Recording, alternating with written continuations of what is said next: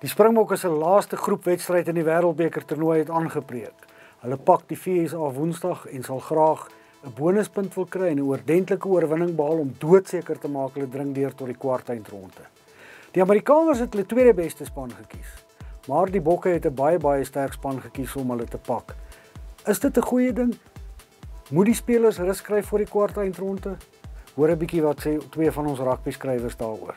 Heineke Meyer het die regte besluite vir hierdie wedstryd geneem.